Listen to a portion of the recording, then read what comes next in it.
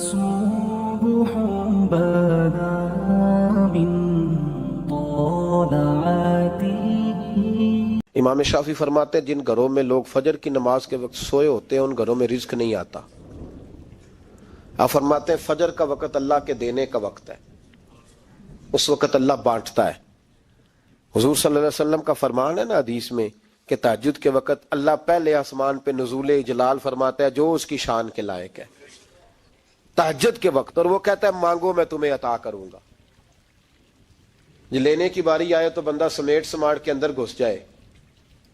ہمارے ہاں یہ ہوتا ہے کہ عشاء کے بعد بچے بیٹھتے ہیں موبائل لے کے، تہجد کا وقت آتا ہے تو ان کی آنکھیں بند ہونی شروع ہوتی ہیں. تو لینے کے وقت تو سویا تھا، ذرا مسئلہ کیسے حل ہوگا؟ بھائی جب کوئی آدمی خیرات بانٹ رہا ہو تو جو پیالہ پیچھے کر لے اسے ملے گا؟ کہتے اس وقت آنا جب میں بانٹ رہا تھا، اب تو کدھر آ گیا ہے؟ مثال دے رہا ہوں. تو فجر کا وقت مانگنے کا ہے، تو ساری رات تو گزر گئی گیمیں کھیلتے ٹی وی دیکھتے، اور جو لینے کا وقت تھا تو سو گیا، تو کیسے آئے گا تیرے پاس؟ تو اٹھے سویرے بندوں سے مانگ کے دیکھ لیا، بڑی عزتیں خراب ہوئی. فجر کا وقت اٹھ کے جھولی پھیلائے. میرے رسول پاک علیہ السلام فرماتے ہیں، رب فرماتے ہیں جب بندے میرے آگے جھولی پھیلاتے ہیں مجھے شرم آتی ہے، کیسے خالی واپس کر دوں.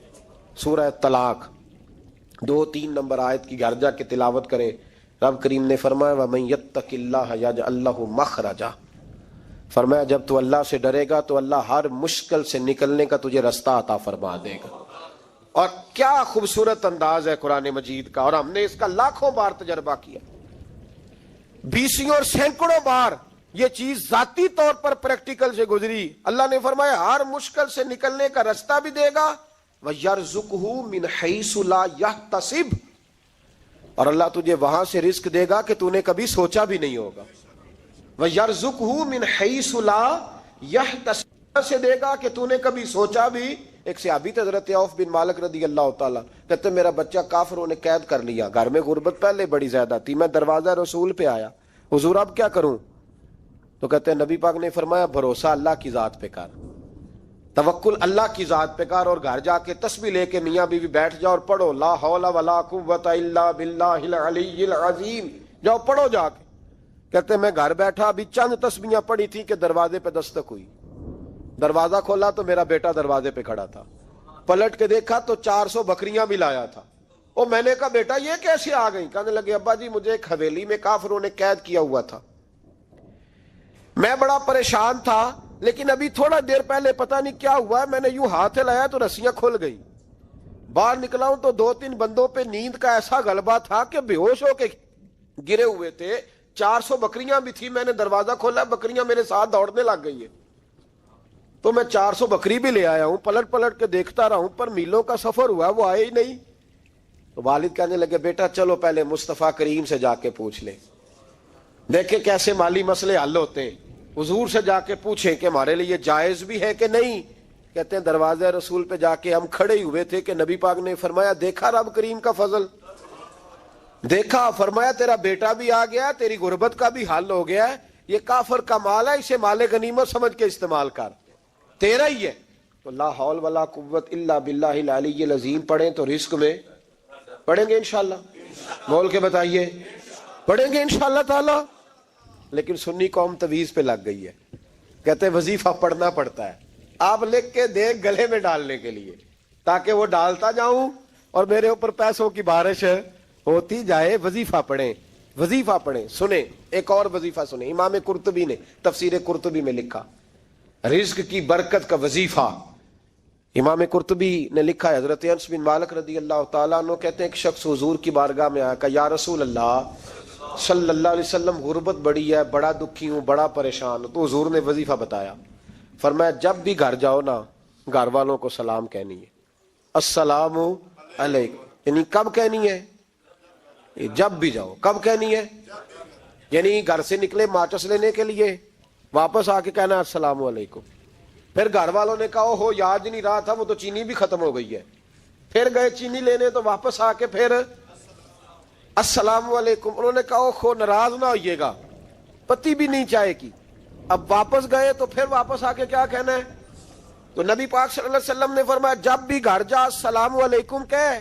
اور 3 دفعہ سورت اخلاص پڑھ دے. اور سورت بھی وہ بتائی جو سب کو آتی ہے. قل هو اللہ احد اللہ الصمد لم یلد ولم یولد ولم یکن لہ کفوا احد. 3 دفعہ یہ پڑھ دے.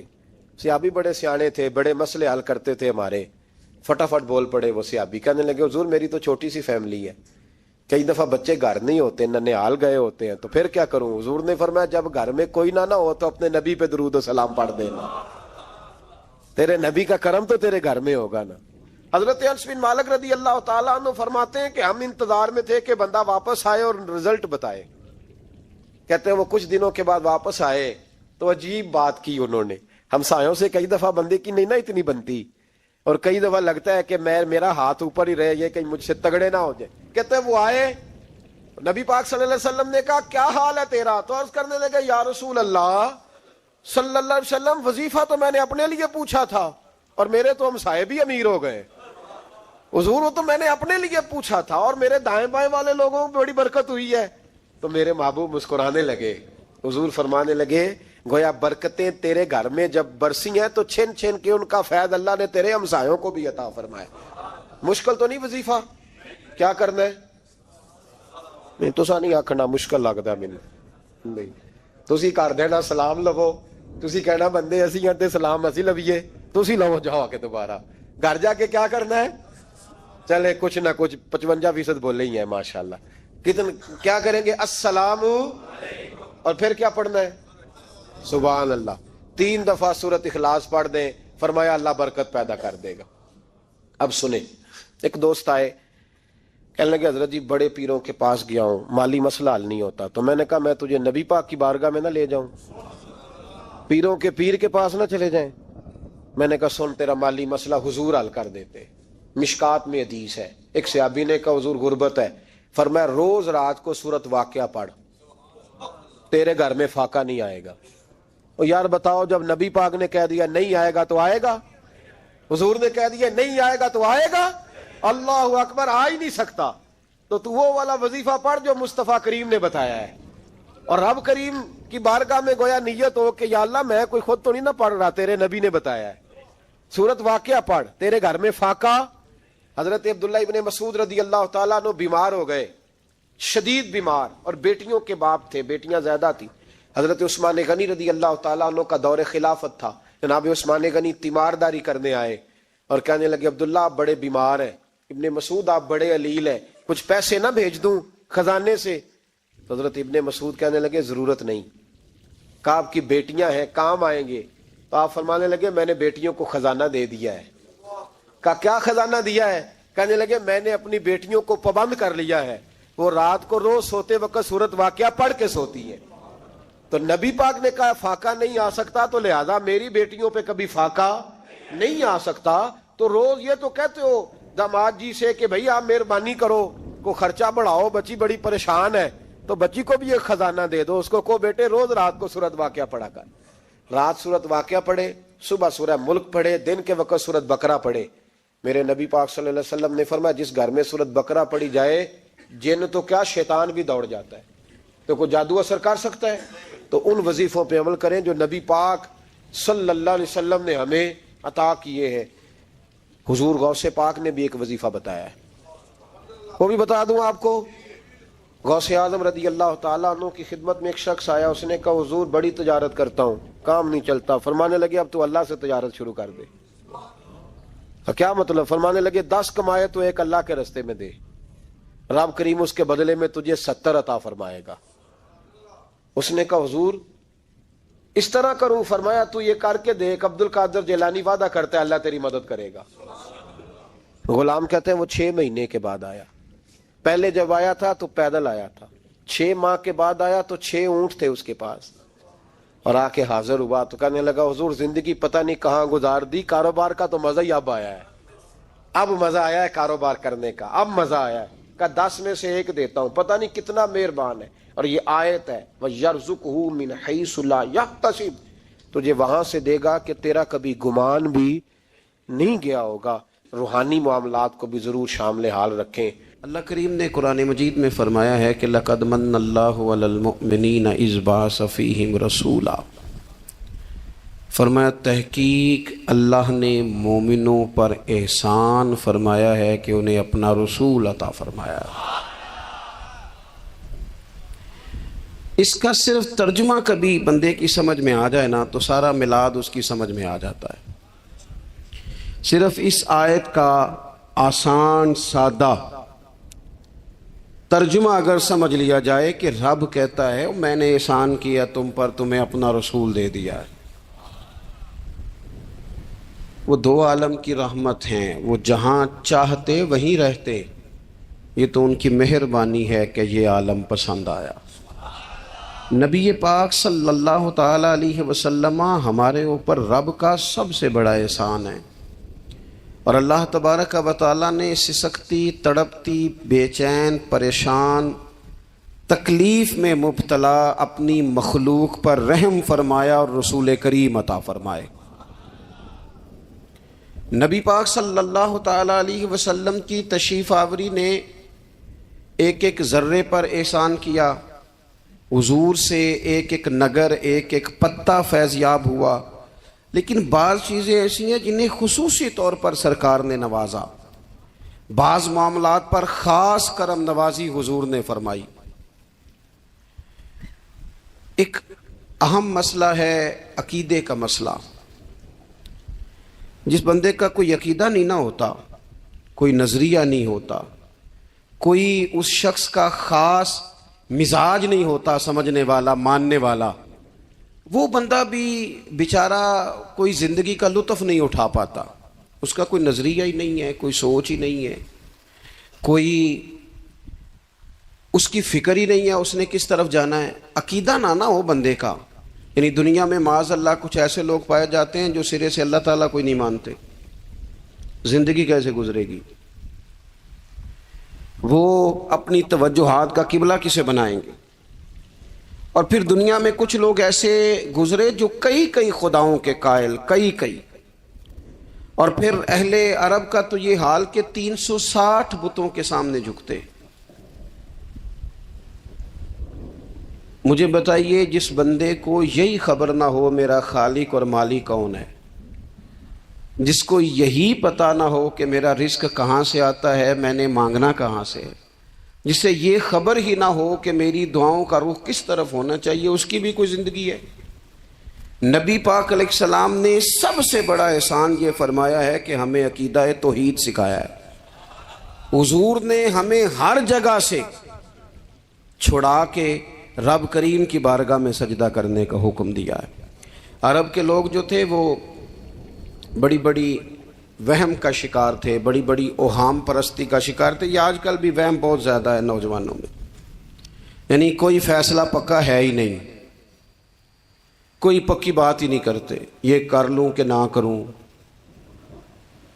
اگر آپ کہتے ہیں تو کر لیتا ہوں، ویسے اس میں فلانی کمزوری بھی ہے، اور اگر میں نے نہ کیا تو فلاں مشکل بھی ہے۔ بھئی جس بندے نے قوت فیصلہ ہی نہیں پائی، اس نے ارادہ ہی پکا نہیں کیا کہ اس نے کدھر جانا ہے، تو وہ سفر کیسے کرے گا؟ سفر تو اس بندے کا مکمل ہوتا ہے جو سفر شروع کرتا ہے۔ عرب کے لوگ بھی بڑے بڑے اوہام پرستی کا قائل تھے۔ وہ جب قربانیاں کرتے تھے تو ان کا گوشت لا کے کعبے کی دیواروں کے ساتھ ملا کرتے تھے، یہ قبولیت کی علامت ہے۔ سارے کپڑے اتار کے کعبے کا طواف کرتے تھے، جب احرام باندھ لیتے، حج عمرے کا ارادہ کرتے تو دروازوں سے داخل نہیں ہوتے تھے۔ وہ کہتے تھے کہ دروازے گناہگار ہیں اور ہم چونکہ اب نیک کام کر رہے ہیں لہذا اوپر سے ہو کے آئیں گے۔ رسول کریم علیہ السلام نے انہیں ان سارے وہموں سے، ساری پریشانیوں سے، ان ساری بدشگونیوں سے نکال کے کہا اللہ تمہارا مالک ہے، اللہ تمہارا محافظ ہے، ہوگا وہ جو رب چاہے گا۔ ذرا سی بات پہ سہم جانا، ذرا سی بات پہ ڈر جانا۔ حضور نے لوگوں کو قوت فیصلہ عطا کی، اور اتنی بڑی قوت فیصلہ حضور نے دی کہ کل تک جو فیصلہ کر نہیں نہ پا رہے تھے، آج انہوں نے اس طرح کے فیصلے کیے کہ اپنی ساری کی ساری اولادیں لے کر وہ میدانوں میں کھڑے ہو گئے۔ وہ ڈٹ گئے کہ ہم نے کفر کے مقابلے میں جہاد کرنا ہے۔ انہوں نے طے کر لیا کہ حق کیا ہے، سچ کیا ہے۔ نبی پاک علیہ السلام نے ہمیں عقیدہ توحید دیا، اور وہ طے کر کے دیا ہے نبی پاک نے، سجدہ سوائے اللہ کے کسی کو جائز اگر کوئی عبادت کی نیت سے کرتا ہے تو سجدہ کفر ہے، اور اگر تعظیم کی نیت سے کرتا ہے تو حرام ہے۔ اعلیٰ حضرت بریلوی رحمۃ اللہ علیہ نے 50 کے قریب دلائل کتاب و سنت سے اور 100 سے زیادہ دلائل فقہ اور اصول فقہ سے بیان فرمائے ہیں کہ کسی اور کے لیے تعظیمی سجدہ بھی حرام ہے۔ نبی پاک علیہ السلام تشریف فرما تھے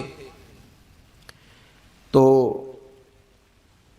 کچھ جانوروں نے آ کے حضور کے قدموں پہ سجدہ کیا، پیش نظر ہے وہ نوبہار اور سجدے کو دل ہے بے قرار، روکیے سر کو روکیے یہی تو امتحان ہے۔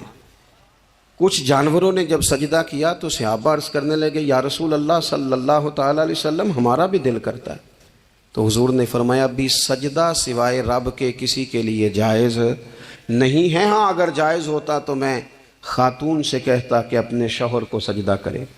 نبی پاک علیہ الصلوۃ والسلام نے حد بندی کر دی۔ اور پھر دیکھیں یہ جو ہم میلاد مناتے ہیں نا، یہ میلاد اللہ تعالیٰ کی توحید کا بہت بڑا اعلان ہے۔ ہم کہتے ہیں نبی پاک کا میلاد ہوا، جس کا میلاد ہوتا ہے وہ خدا نہیں ہوتا، جو پیدا ہوتا ہے وہ رب۔ جب ہم میلاد منا رہے ہوتے ہیں تو ہم یہ بتا رہے ہوتے ہیں بھئی حضور خدا نہیں، حضور تو 12 ربیع الاول کو پیدا ہوئے۔ تو جو پیدا ہو رب پیدا، لم یلد ولم یولد، اللہ تبارک و تعالی پیدا نہیں ہوتا، مالک تو ازلی ابدی شان رکھتا ہے۔ اس لیے عقیدہ توحید بندے کو مضبوط کر دیتا ہے۔ انسان جب عقیدہ توحید والا ہو جاتا ہے، اور نبی پاک علیہ السلام دنیا میں رب کی طرف بلانے آئے، وداعیا الی اللہ باذنہ وسراجا منیرا، حضور نے لوگوں کو اللہ کی جانب دعوت دی۔ جب انسان توحید والا ہو جاتا ہے تو مضبوط ہو جاتا ہے، وہ کسی سے نہیں ڈرتا، وہ سمجھتا ہے ہونا تو وہ ہے جو میرا رب چاہے گا، مجھے پریشان ہونے کی ضرورت کیا ہے۔ پھر اس کا بھروسہ بھی اللہ تعالیٰ پر، اس کی امیدیں بھی اللہ رسول سے، اس کی توجہات کا قبلہ بھی سارا ادھر ہی۔ تو حضور نے لوگوں کو عقیدہ دیا، مضبوط کیا۔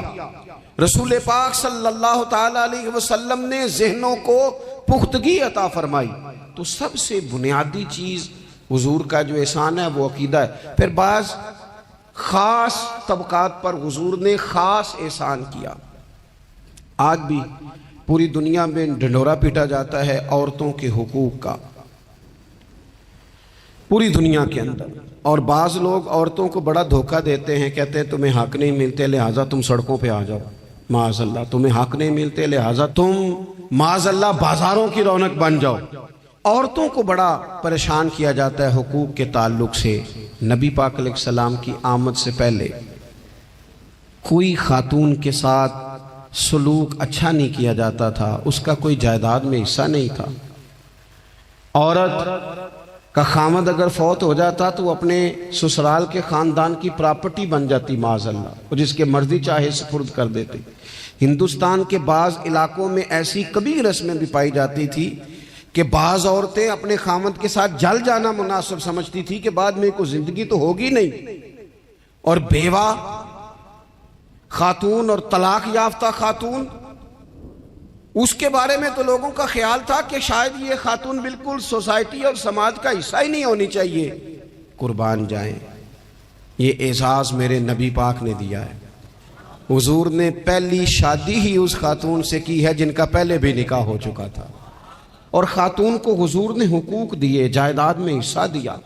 کہا جو بیٹیوں کی بہنوں کی پرورش کر کے آئے گا اور اچھی پرورش کر کے انہیں روانہ کر دے گا، جس طرح میری 2 انگلیاں جڑی ہوئی ہیں میرے ساتھ جڑ کے جنت میں جائے گا۔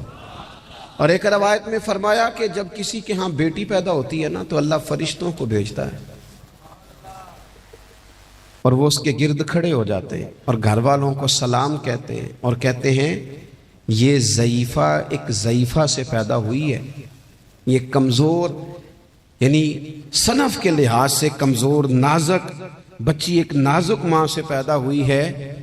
فرشتے کہتے ہیں جو اس کی پرورش کرے گا نا اللہ قیامت تک اس کی مدد کرے گا، اس کی ہمیشہ مدد ہوتی رہے۔ اور نبی پاک صلی اللہ تعالی علیہ وسلم کی خدمت میں آ کے جب خواتین نے کہا تو نا یا رسول اللہ ہمارے تو دین دنیا کے معاملات میں مردوں کے تعلق سے کمزوری ہے. کئی دن تو ہم ویسے نماز نہیں پڑھ سکتی مہینے میں، کئی دن تو ہم ویسے عبادات کے قریب نہیں جا سکتی، جہاد پہ ہم نہیں جاتی، گواہی ہماری مردوں کے برابر نہیں. تو یا رسول اللہ صلی اللہ علیہ وسلم ہمارا بھی کوئی اعزاز ہے؟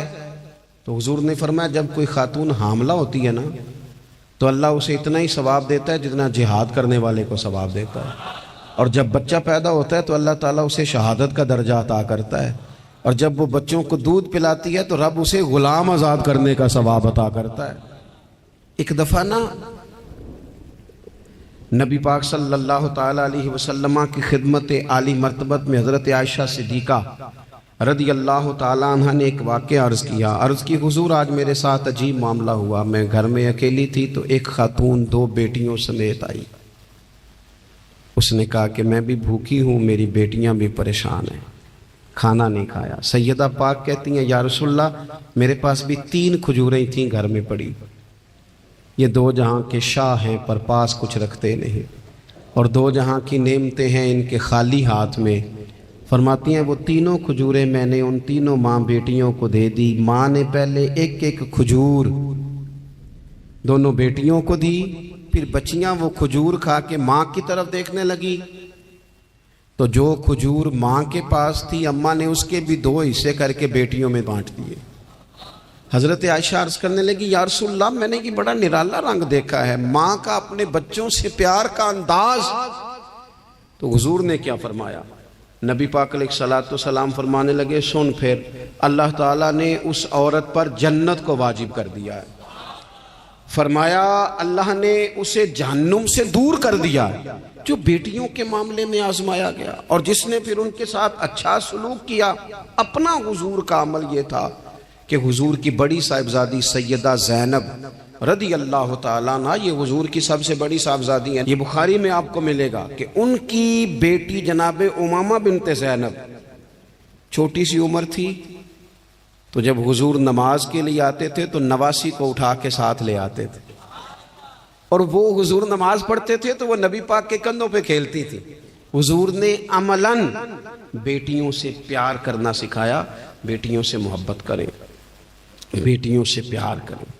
بیٹیاں بڑی خیرخواہ ہوتی ہیں، بیٹیاں ماں باپ کی بڑی وفادار ہوتی ہیں، بیٹیاں بڑا خاص تعلق رکھتی ہیں. جوانوں آپ سے بھی کہوں گا بہنوں کی طرف توجہ رکھیں.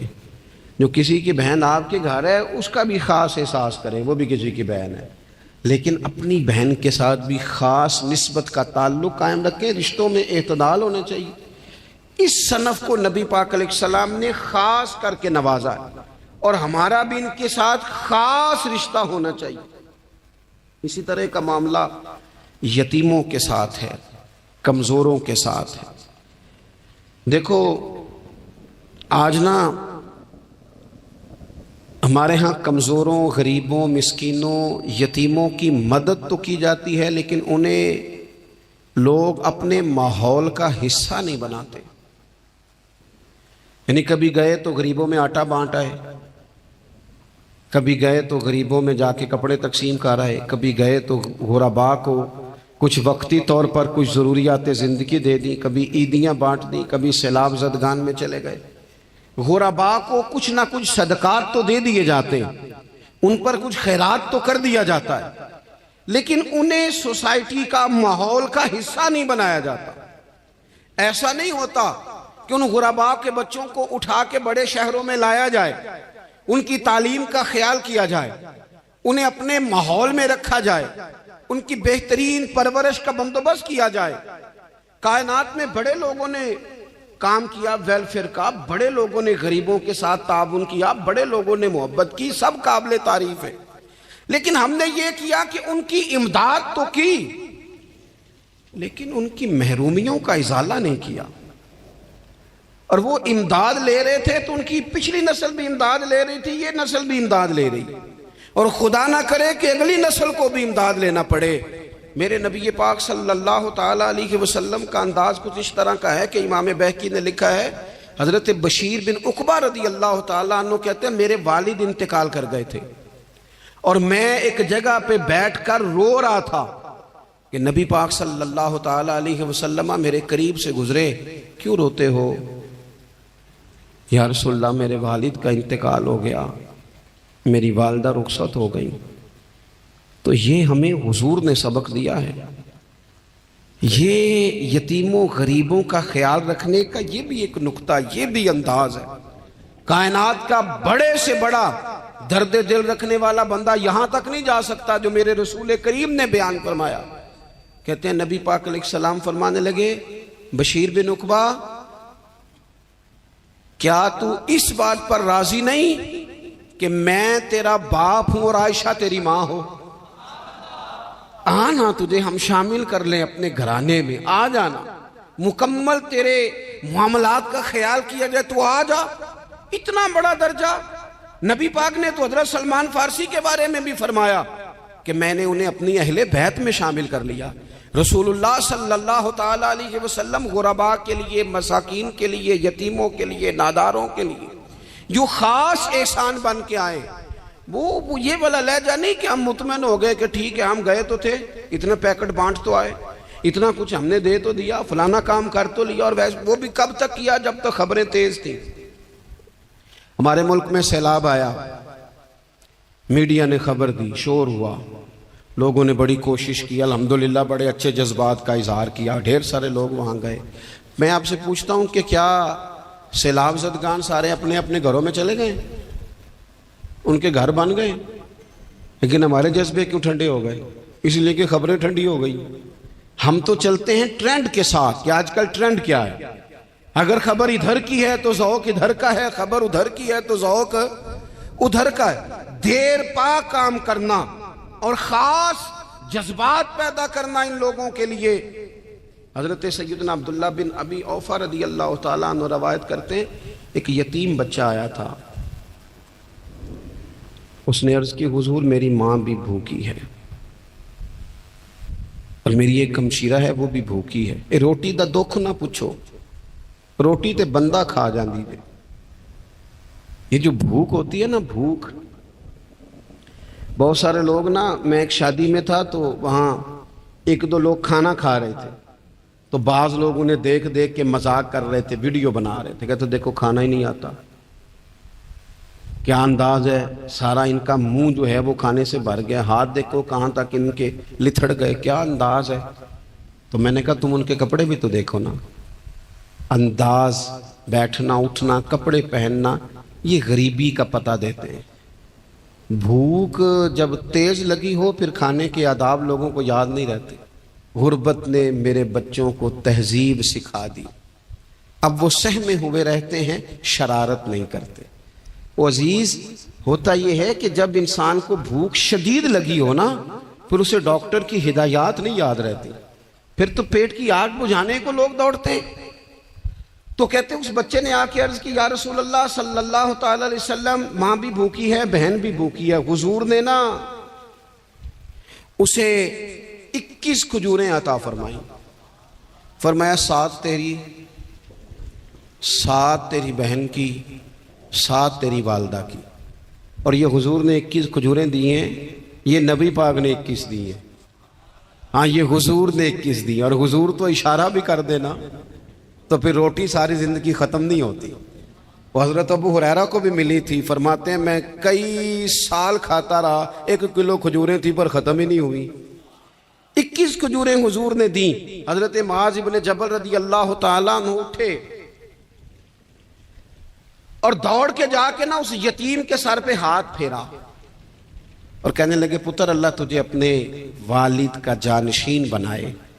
تو حضور فرمانے لگے، معاذ یہ تم نے کیا کیا؟ عرض کی حضور اس بچے کی بات سن کے میرا دل بھر آیا ہے، محبت نے انگڑائی لی ہے تو میں نے یتیم کے سر پہ ہاتھ پھیرا ہے۔ یہ دیکھو حضور کا رشتہ۔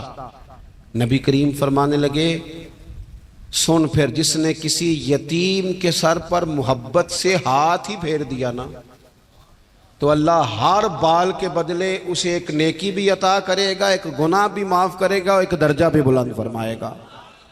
چلو ہاتھ ہی پھیر دیا، تو نے کچھ تو کیا یتیم کے ساتھ، تیرا کوئی تو اس سے رشتہ ہوا۔ اور تیسرا طبقہ ہے غلاموں کا، مسکینوں کا، غریبوں کا۔ میں اور آپ اس ملک میں رہتے ہیں جہاں کچھ لوگوں کو کھانا بھی نہیں وقت پہ ملتا، اور کچھ لوگ 5 لاکھ روپیہ گاڑی کا اس لیے اضافی دے دیتے ہیں کہ مجھے ذرا نا نیو ماڈل جلدی چاہیے۔ یعنی ایک طرف ملک کی حالت یہ ہے کہ بعض لوگوں کے پاس پیسے نہیں ہیں کہ بچوں کی فیس بھر سکیں، لیکن دوسری طرف حال یہ ہے کہ نئے ماڈل کا موبائل اگر مارکیٹ میں آتا ہے تو وہ ختم ہو جاتا ہے، ملتا ہی نہیں، وہ شارٹ ہو جاتا ہے۔ کچھ لوگوں نے اس طرح کیا ہے کہ انہوں نے یہ سمجھا ہے کہ دولت شاید موج کرنے کے لیے ہمیں دی گئی ہے، ہم طرح طرح کے کھانے کھائیں، طرح طرح سے چیزیں اوڑیں، طرح طرح کے معاملات کریں، انہوں نے یہ طے کر لیا ہے۔ اس کا نقصان کیا ہوا ہے؟ اس کا نقصان یہ ہوا ہے کہ کچھ لوگ غربت کی سطح سے نیچے آ گئے ہیں بیچارے۔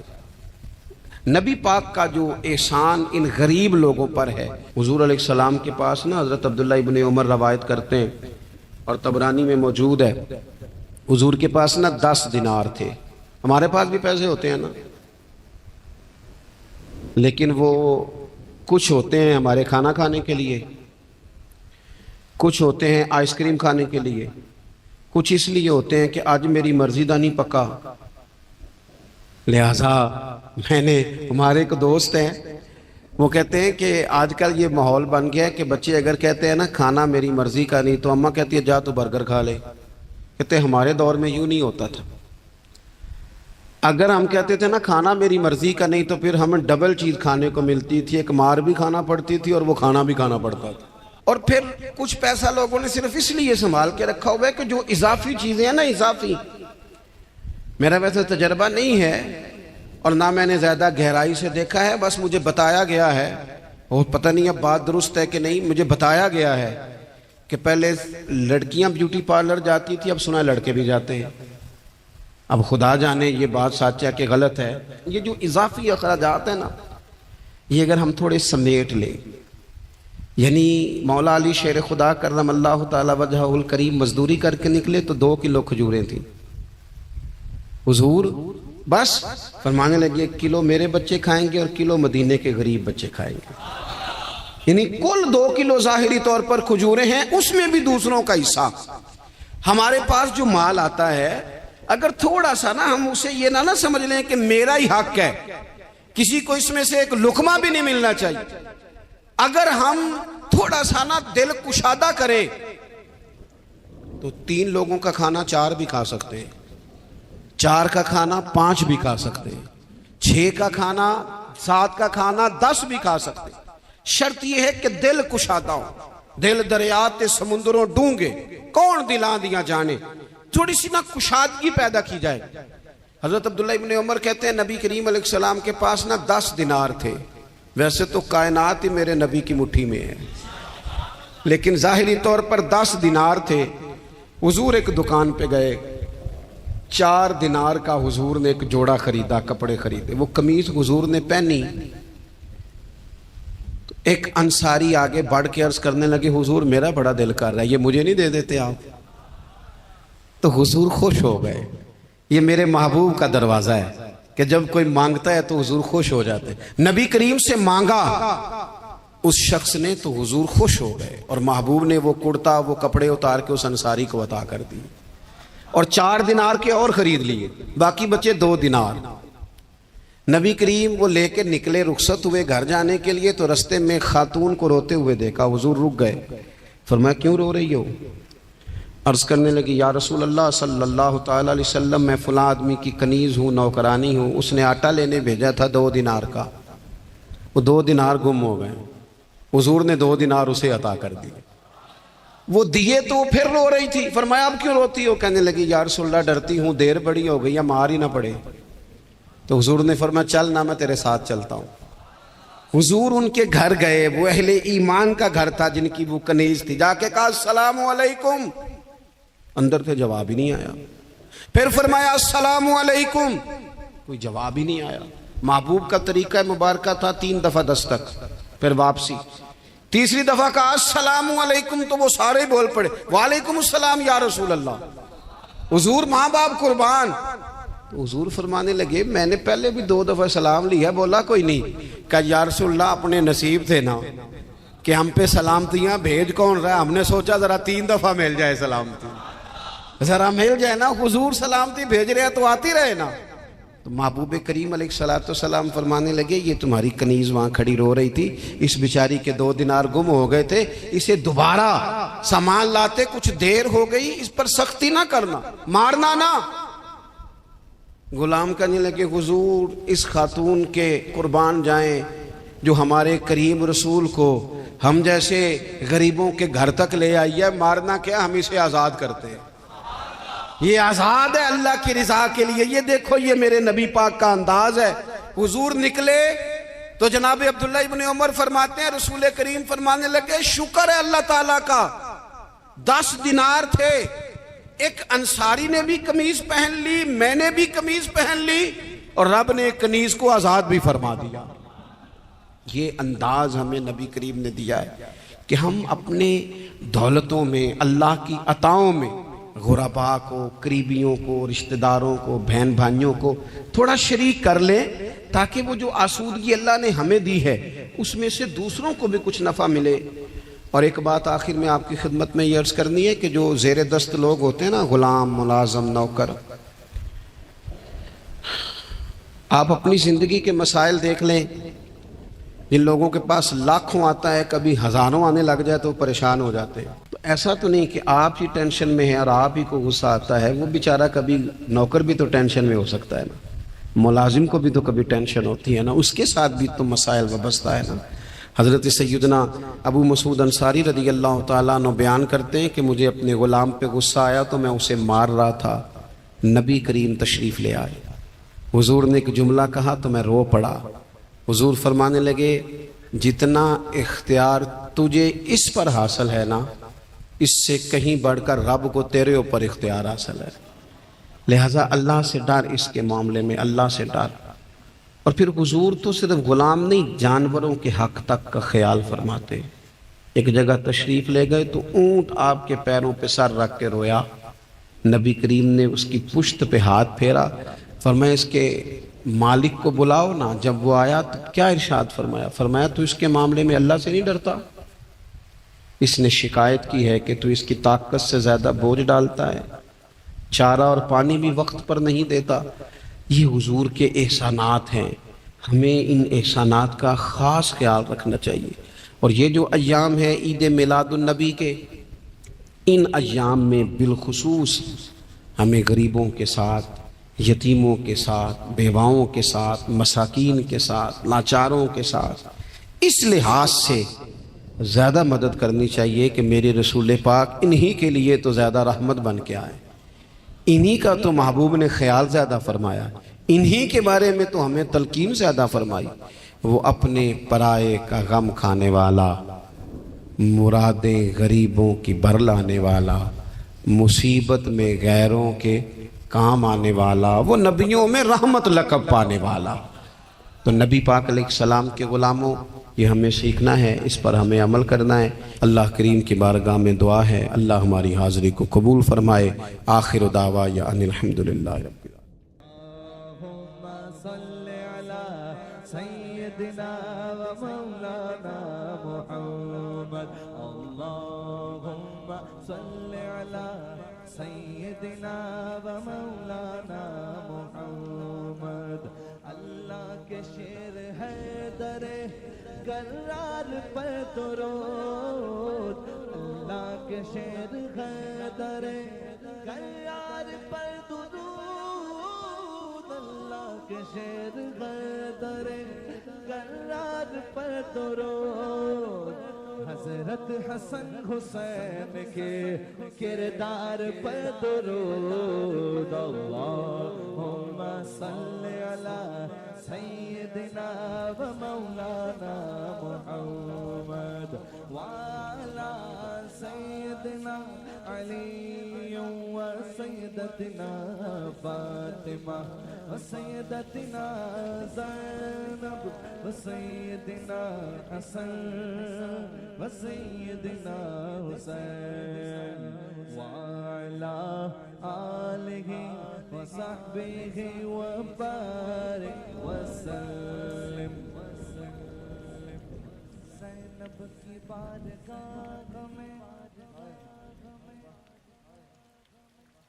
زینب کی بارگاہ میں زینب کی بارگاہ میں زینب کی بارگاہ میں سلام نیاز ہے زینب کی بارگاہ میں سلام نیاز ہے جو مرتضیٰ کی لاڈلی زہرا کا ناز ہے اللہم صلی علی سیدنا و مولانا محمد وعلی سیدنا علی و سیدتنا فاطمہ و سیدتنا زینب و سیدنا حسن و سیدنا حسین زینب کی بارگاہ میں سلام نیاز